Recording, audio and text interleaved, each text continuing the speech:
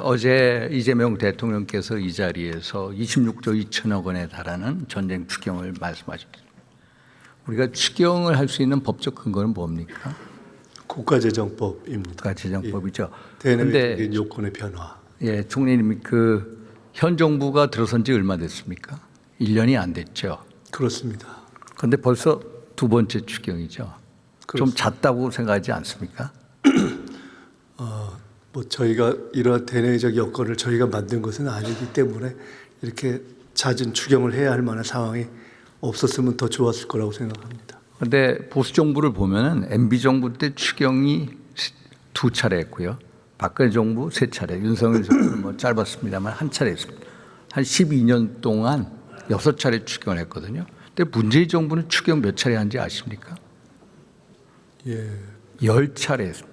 문재인 정부 때는 제가 전체 횟수의 근거를 다 말씀드리긴 어렵지만 당시에도 코로나라는 특별한 상황이 있었던 것으로 기억합니다. 코로나 때뿐만 아니라 전체적으로 5년 동안 10번 했습니다. 그래서 민당 정부 12년, 6년이죠. 6년 동안 12차례 추경을 했거든요. 그래서 보수 정부는 추경 편성에 좀 자제를 하는데 민당 정부는 추경 편성에 아주 전투적일 정도로 대담하다. 그래서 저는 지금 이 반도체 세수가 있을 거다라고 해서 세수가 좋아 있을 거라고 하면 추경하고 또 경기가 침체하면 추경하고 이 관행적인 추경 전성 시대, 추경 중독 시대에 들어갔다 해도 과언이 아니다 이런 생각을 합니다.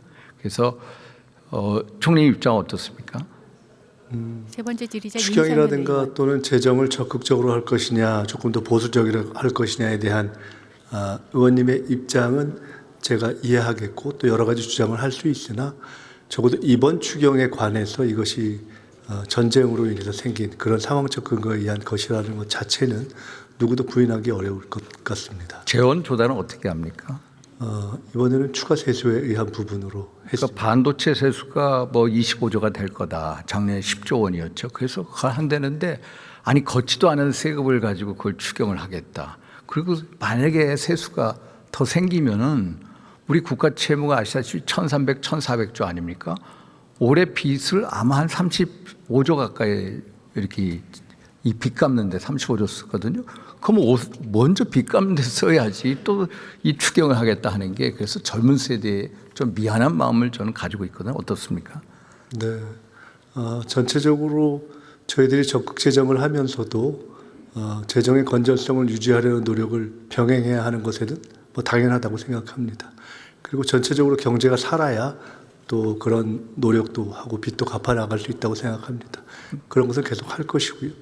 이번에도 세수의 초과 부분에 의한 것을 재원으로 하면서도 최대한도로 다른 효과, 부정적 효과가 없도록 국채 상환 부분도 일조를 포함시켰습니다. 말씀 주신 고려점을 계속 잘 명심하겠습니다. 고유가 피해 지원금 좋습니다. 그런데 추경한 걸 보니까 뭐 문화예술 공연 지원, 뭐 숙박 할인, 뭐 K 뉴딜 아카데미 또 농어촌 기본소득 대상지역 확대 좀 섬심성 예산이 많습니다. 그래서 전쟁 추경이라 하는데 지방선거에 염두에 선거 추경이다, 매표 추경이 아니냐라는 강한 우려를 갖고 있습니다. 추경의 항목의 이름이 사실은 이름을 좀 좋게 해서 그렇지 솔직히 그 내용을 들여다보면은 이 전쟁으로 인한 경제적 어려움 때문에 제일 많이 타격을 받는 부분들이라고 봐야 되지 않겠습니까? 사실은 문화라고 하지만은 우리가 소비 탄력성을 보면은 경제가 어려워지면 제일 소비를 줄이는 게 1. 문화, 2. 관광, 뭐 이걸 너무나 잘 아시지 않습니까? 농촌 부분도 사실 농촌과 도시를 비교하면 에너지에 대한 소비는 오히려 더 개인당 더 많고 이런 것들 때문에 실제로는 가장 경제적인 위축을 크게 그 피해가 되는 뭐 청년은 말할 것도 없고요. 그런 부분에 전체적인 경제적인 위축의 어려움이 집중되는 부분으로 그 피해에 대한 보완 대상을 설정했다 이렇게 이해하시면 될 것 같습니다. 지금 굳이 뭐 선거에 영향을 미치기 위해서 추경을 해야 될 필요가 있을 정도의 정치적 상황은 아닌 것 같습니다. 이미 기울어진 운동장이니까요. 아니 뭐 맞죠? 그런 것은 아니고요. 그냥 굳이 그런 것을 지금 누가 고려해서 그런 것을 그 제가 총리 왜 이런 말씀을 드리냐면은 윤상현 사실 의원. 지금 고물가 시대 때 이 재정 푸는 거에 대해서 우리가 조심해야 된다.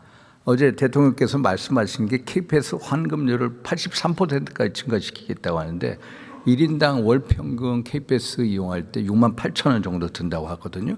그런데 20-30% 환급해 주면 보통 18,000원 이 할인을 받습니다. 그러면 연간 한 21만 원 정도 되거든요. 그런데 우리가 통계청 기준 4인 가구 월 이 총 지출액이 350만 원 정도거든요. 그러면 그걸 12달이면 4,200만 원이고. 근데 문제는 고물가 때문에 그렇습니다. 물가 수준이 높거든요. OECD 평균 2.7인데 계속해서 올라갈 겁니다. 원유 가격 9.9% 인상됐다고 하거든요. 그래서 만약에 4,200만 원의 이 물가 2.7% 하면 결국에는 113만 원의 추가 부담이 생기거든요. 결국 뭐냐? 뭐 4인 가구에 KPS 이용한 사람이 2명이다 하면은 결국 월 이제 42만 원, 1년 동안 42만 원 환급을 받고 113만 원의 추가 부담이 된다. 결국 뭐냐? 대로 주고 말로 뺏는 이게 야바이 재정이 될 수가 있으니까 총리님의 충정은 압니다. 전쟁 추경 정말로 핀셋으로 이루어져야 합니다. 그런데 선심성 예산이 들어가서 결국에는 고물가 이 시대 때 결국에는 물가에 불난집에 이 기름 붓는 기름통 갖고 들어가는 격이다. 그래서 까딱해서 부메랑이 되면은 이게 물가는 올라가죠. 만약에 이 경기 침체까지 들어가면 스태그플레이션 우려 때문에 그래서 총리께서는 잘 판단하시라 믿습니다. 그래서 이런 이 추경 문제에 대해서 결국 핀셋 추경, 소위 말해서 좀 이 전쟁, 에너지 비용, 피해 산업 지원 그건 좋습니다. 그러나 이 방만한 선시적 예산 지원은 막아달라, 중심을 잡아달라 해서 이런 말씀을 드렸습니다. 네, 간단히만 말씀드린다면은 뭐 워낙 잘 아시겠지만은 스태그플레이션 또는 뭐 성장은 떨어지고 물가가 올라가는 그 부분에 대한 우려 자체가 이번 추경에 반영돼 있습니다. 그렇게 해서 전체적으로 물가의 과도한 상승을 막기 위한 의도도 포함되어 있는 것이고요. 그리고 뭐 경제학을 하셔서 저보다 훨씬 더 잘 아시겠지만은 이른바 뭐 GDP 갭이라고 하는 뭐 그런 이론적 분석에 의하면은 현재 우리의 성장률 자체가 잠재 수준보다 떨어져 있는 부분이어서 지금 그렇게 예산 투하가 실제로 물가 전체에 영향을 미치는 것은 좀 영향이 좀 미미하지 않겠는가 하는 제 분석이 아닌 KDI나 이런 분들의 분석이 있음을 아실 것이어서 어쨌든 그러나 지적해 주신 문제에 대해서는 저희들이 더 신경을 쓰도록 하겠습니다. 또 하나 이제 고환율 문제입니다. 어제 1,520원이라고 하는데 대통령께서 작년 초 민주당 당 대표 시절 1,470원 환율을 보고 야 국민 재산 7% 날라갔다. 왜 이 가만히 있느냐 했는데 결국 지금 1,520원이면 얼마나 날라간 격입니까? 훨씬 많이 날라갔죠. 그 뭐 이 고환율의 원인이 뭡니까? 윤상현 의원. 뭐 가장 단순화시킨다면 결국 수요와 공급의 문제 아니겠습니까? 김민석 총리.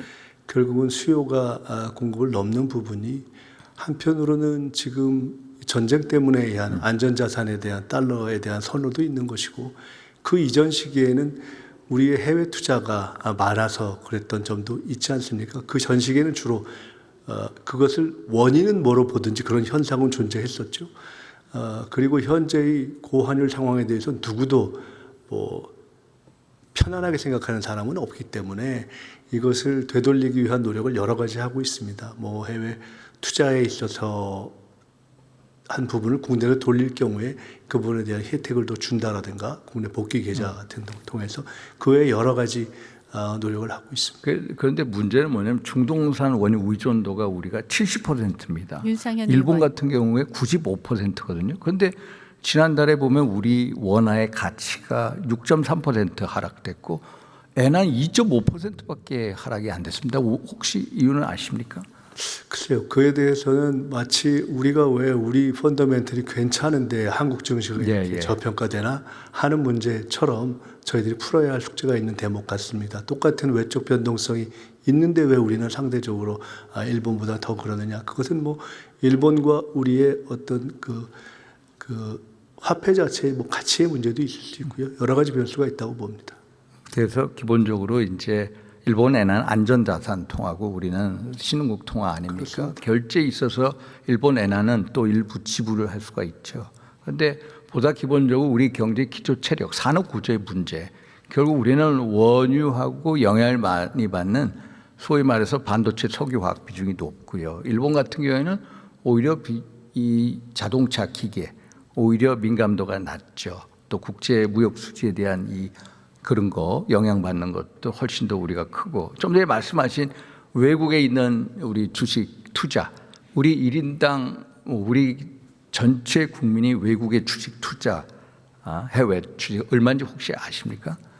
한 1,500~600억 달러라고 하는데 그거를 이제 소위 말해서 좀 전에 말씀하신 리아, Reshoring Investment Account라고 해가지고 돌아오는 거에서 세제 혜택을 주는데 사실 국민연금도 전략적 환해지 하고 있지 않습니까?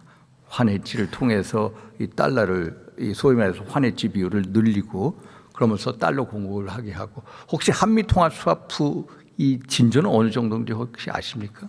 제가 뭐 구체적인 상황에 아주 구체적인 진전은 아직까지 확인하지 못하고 있습니다.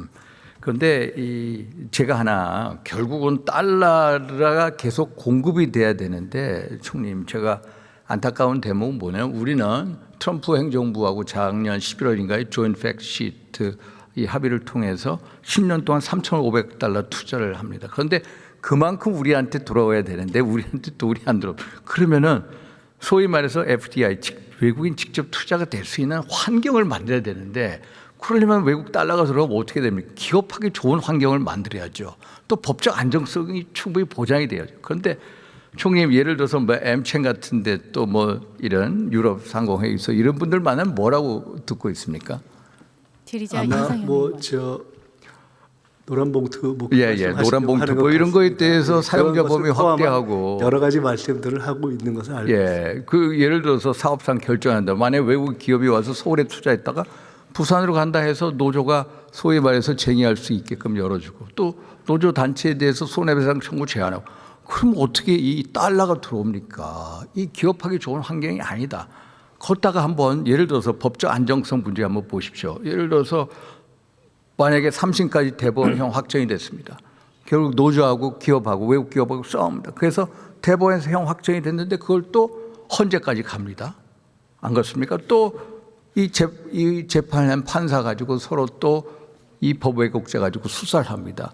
이런 법적 안정성이 불투명한데 어떻게 경제가 소위 말해서 외국에 달러가 올 수 있느냐. 그래서 걷다가 좀 한번 보십시오. 이재명 대통령에 대한 이 공소취소를 위해서 민당 의원들이 공소취소 모임 만들고 또 국정조사를 하고 그럼 외국 기업 입장에서 야 대한민국 민주공화국이 아니라 민주당 공화국이다 이런 식으로 생각하지 않겠습니까? 그래서 기업하기 좋은 환경, 법적 안정성이 높은 환경 이걸 만들어 주십사 이런 말씀을 드립니다.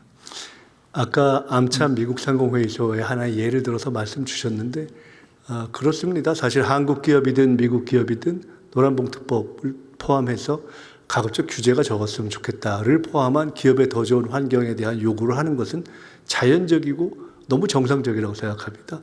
그리고 기업의 눈으로 봤을 때 여러 가지 문제를 지적할 수가 있겠죠. 근데 또 한편으로는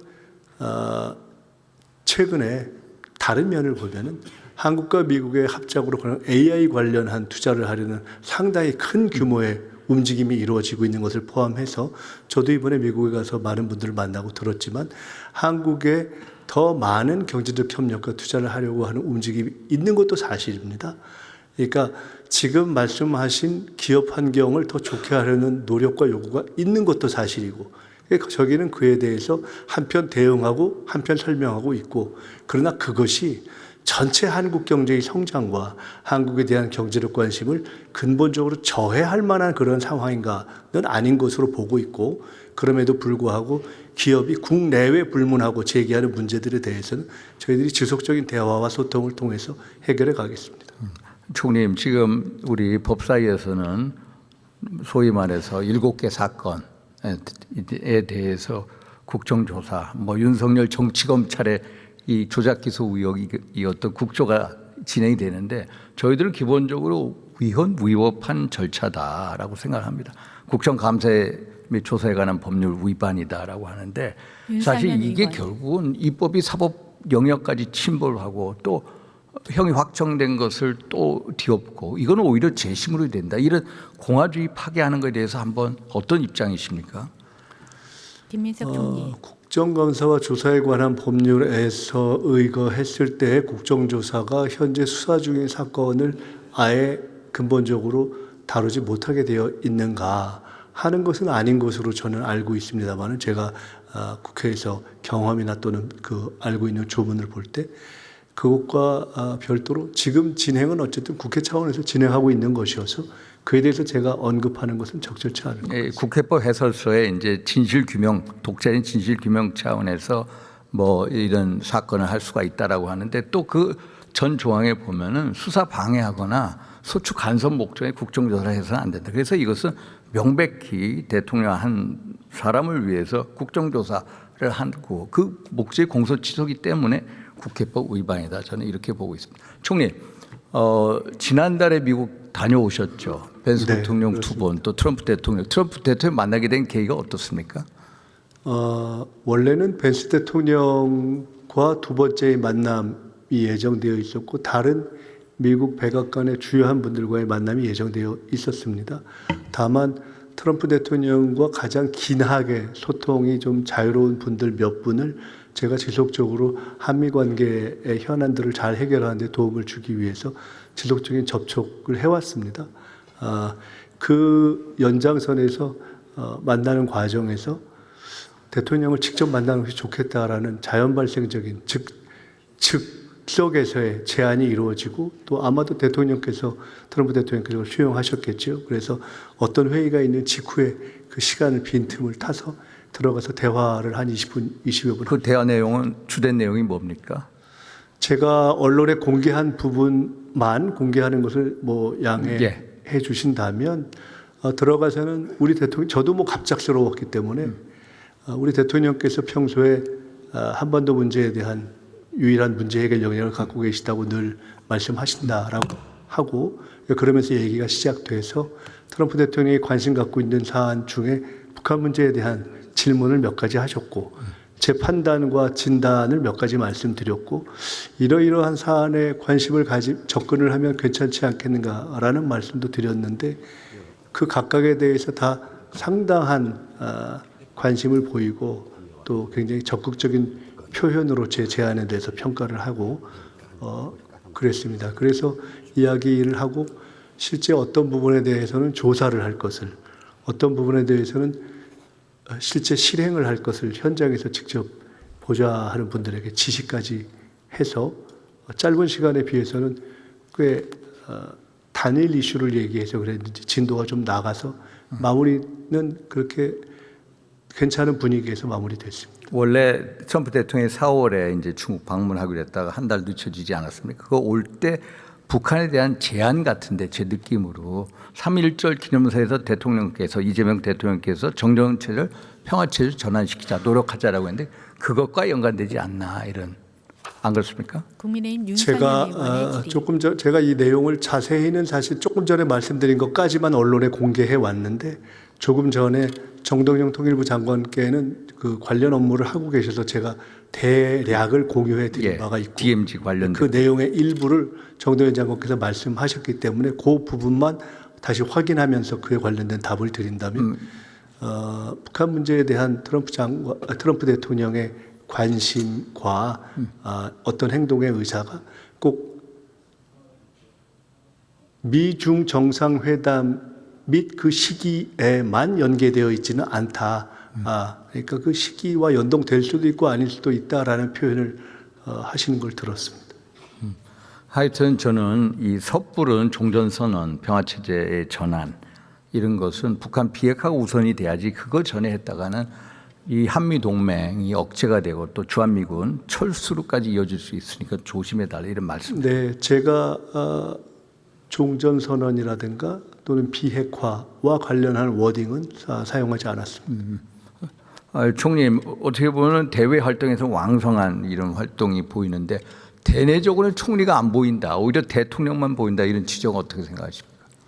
네, 그것은 뭐 제가 대내든 대외든 대통령님의 활동이 워낙 반경이 크고 국민들에게 미치는 영향이 깊기 때문에 총리가 따로 보일 영역이 높지는 않다고 저는 애초부터 생각하고 그러니까 각부를 조정해야죠. 이 아까 말한 노란 봉투법이 있으면 노동부하고 산업부 이 조정 역할, 예를 들어서 네, 통일부, 외교부의 조정 역할 이런 거를 해주십사라는 네, 부탁이. 아시겠지만 지금 현재 비상경제 상황과 관련해서는 대통령께서 주재하시는 전체적인 경제회의, 비상경제회의를 컨트롤 타워로 해서 일상적으로 정부의 어떤 대응을 관장하는 것은 제가 총괄하는 비상경제본부를 통해서 하고 있고, 그 외에 많은 업무를 진행하면서 특별히 최근 시기에는 비상경제 상황 그리고 지방선거를 앞두고 안전이나 또는 정책에 누수가 생기지 않도록 하는 점검 등을 집중해서 하고 있습니다. 더 노력하겠습니다. 예, 수고하셨습니다.